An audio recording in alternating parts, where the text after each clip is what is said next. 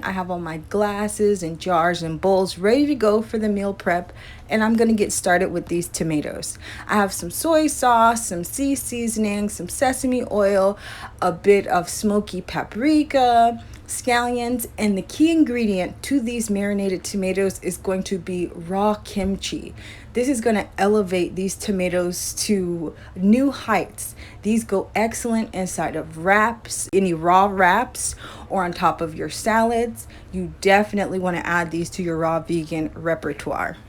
Here I have my Asian chopped salad as well as a Mediterranean chopped salad. Now the Mediterranean is not fully raw because I do use chickpeas as well as roasted beets. But if you want to leave it, or if you want it to be fully raw, go ahead and leave those out, as well as the black olives. But I find that this salad is excellent after a heavy workout and it sits on my stomach longer. Finishing off my Asian chopped salad, I have some julienne green bell peppers, julienne red onions, as well as some sliced cucumbers. All of these get covered and they go into the refrigerator.